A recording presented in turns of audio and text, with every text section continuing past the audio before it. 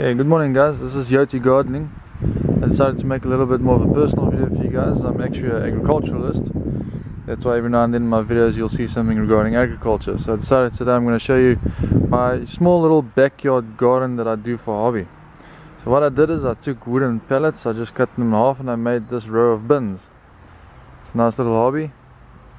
De-stressor when you come back from work, spend a little bit of time in the garden, so I'll take you through it today. In the first bin I've got some green peppers. We've harvested quite a few from this patch here. Then I've got some kind of lettuce, I forget the name. They shoot a lot of seed, and as soon as they shoot seed I harvest it and I plant it again, so we've always got lettuce in the garden. Some basil, fresh basil. Planted quite a bit of them this year. We're going to make some basil pesto. These are just about ready to harvest. Then I got some pepperdew seed from a friend of mine. These are the pepperdews. Very small seeds, so we planted them. I did replant them in another bin, I'll show you now. And I also got some kind of lettuce. I don't know the name of this lettuce, but they're growing quite nice. I replanted them also because the seeds are very small. When you plant them they come up very tightly together, high density. So I replant them. This is kale.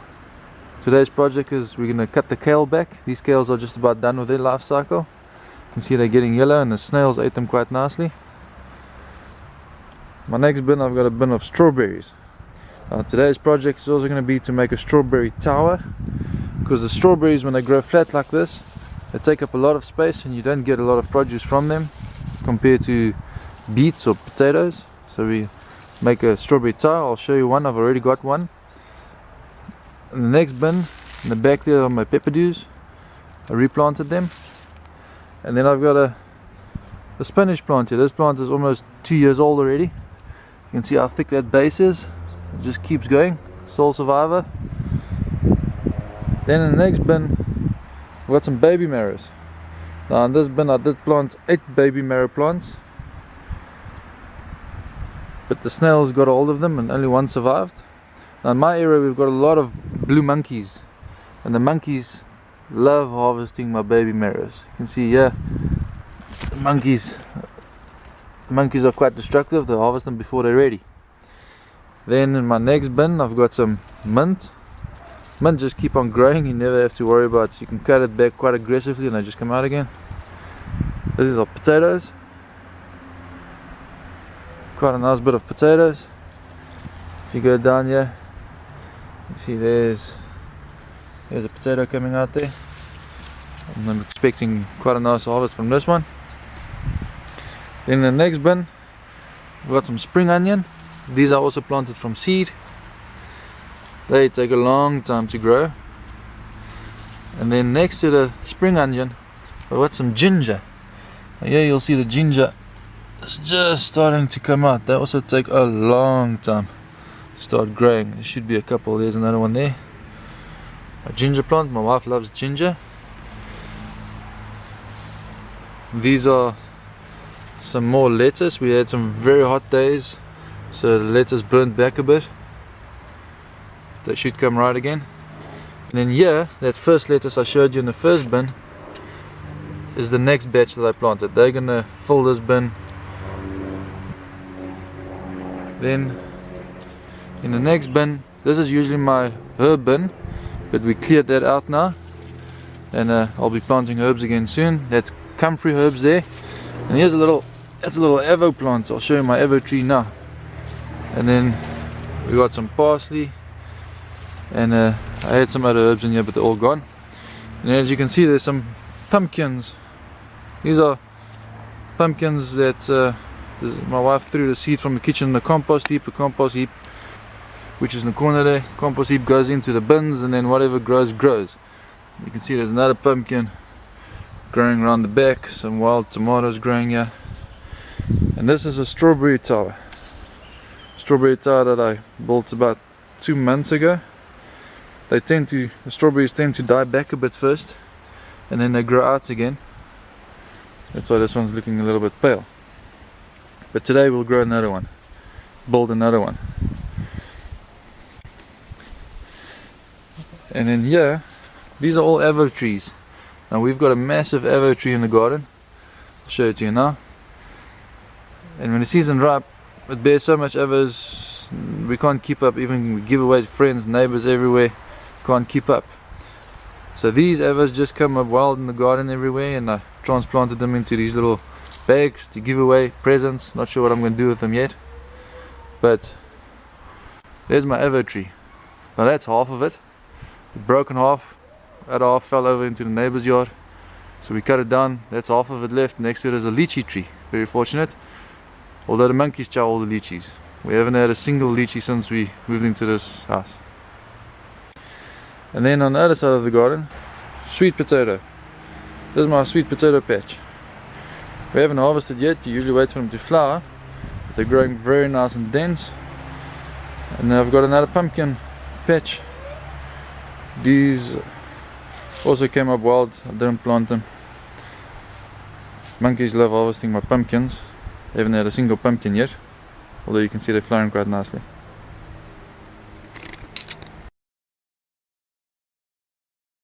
Okay, so I just pulled out all the kale plants. Now it's very easy to replant kale. All you need to do is on the stem find a healthy little side shoot like this one, and you just snap them off, and those you just stick back into the ground. So now I'm busy clearing the patch here. My baby girl is helping me. That's the noise you're hearing. You'll see we've got lots of massive earthworms in our soil here. Really lots of them. Okay, so here my bed is nice and clean now. I'm busy replanting the kale. All you do is break them off the old plants, and then you just push them down into the ground and get them nice and deep. The roots just going to grow along these little stems, and then you got a fresh new plant. I usually plant about 8 of them, but for us we use them in smoothies, salads. It's very, very great plant. Of the 8, probably 6 will survive. That's more than enough for us. Alright, so I decided to pull out the baby marrow plant that was in this bed. There was only one that came up, and I reckoned from that one plant we're probably going to get about 20 baby marrows, of which the monkeys are going to steal about probably half of that, 10, which means we're only going to get 10 ourselves. So I decided to remove it. And in this place I'm going to plant beetroot. I'm going to plant 2 types of beet. The first one is the Detroit Dark Red, and the other one is the Crimson Globe.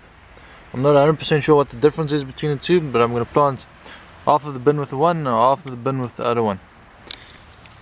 So the easy way that we can do that, I'm just going to take a little hand garden rake, and I'm going to make a little furrow. I'll make a couple of these. Just going down the bed, just space them a little bit to give the beets enough space to grow. So we'll see how many we can fit in here. Just go up and down. You don't have to go very deep. Beet seed is quite small.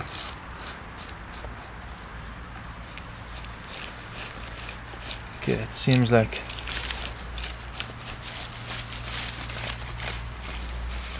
okay, they're not quite spaced evenly, but that's right. So we've got 1, 2, 3, 4, 5, 6. That works out quite nicely. So 3 rows of each. And first we're going to take the Detroit Red, Dark Red. That's what the seed looks like. There's quite a bit in here. So everything that we don't use, we can always just put back. I store my seed in the fridge. That way it lasts quite long. Now you never know how many of them are going to come up. So I tend to plant a little bit more. And then you can always replant them or just thin them out a little bit. Okay, so that's 3. Still got quite a bit left. So this one I just fold the packet over, put elastic around it, and that'll go back into the fridge. And then for the other 3 rows I'm going to plant the Crimson Red. It looks more or less the same size. And I'm just going to sprinkle these the same way down the bed.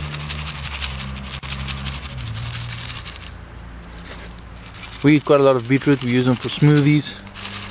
We use them in vegetable bake and beetroot salads. Quite like them. Okay, so in both packets we've got quite a bit left. Both of those will close up. They'll go into the fridge for next time. And now all we do is we just close them up, and then we'll see how many of them grow.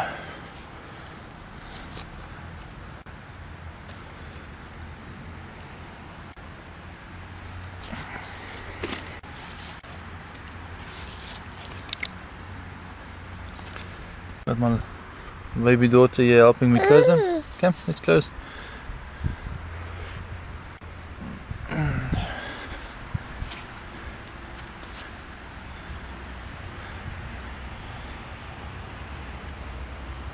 I did find that in the area the monkeys don't eat the beetroot. I've planted beetroot before, and for some reason they love digging up my sweet potatoes, but the beetroot and the normal potatoes, they're not too phased about that. And obviously everything that's got leaves on, like the spinach and the lettuce, they don't mind too much about that. Okay, so that's it. Our bed is finished. Little girl doing the final touches, and well, we'll see how this goes.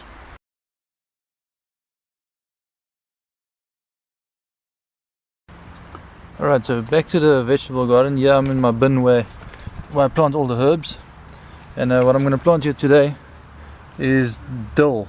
Now this is the original packet that I bought about 2 years ago. They grow very vigorously. I just harvest the seed from the plants themselves and replant it every year. And then I've also got some coriander. This is also coriander that I bought in the shop and I planted, and I keep harvesting the seeds and use that every year to replant them. So first we're going to plant the coriander. We only plant a little bit because they grow so strong and you don't use all of it. Most of it we end up working back into the soil. So I'm just going to take a couple of seeds out. Only plant about 20 seeds in a row. They should germinate quite fast.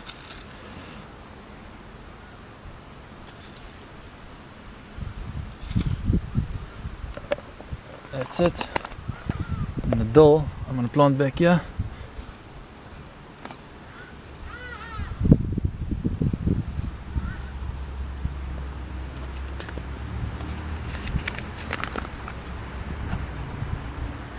You can see that the dill is a small little flat seed. And when the plants grow up, each plant bears quite a lot of seeds. So if you just leave the plants a little bit longer, you can eat the herb all the way up to when it seeds. You just harvest the own seeds again every year. It's got a very strong smell, very nice smell. It's a very nice herb to eat with fish. Okay, so we'll just cover those up, pat it down a little bit. You always want your soil to make nice contact with your seed. Same here. Just cover it up, pat it down, cover it up, and pat it down. Now the herbs grow very nice in the shade. That's why this bin has got shade. Plant all my herbs in this bin. An old comfrey here, busy flowering quite nicely.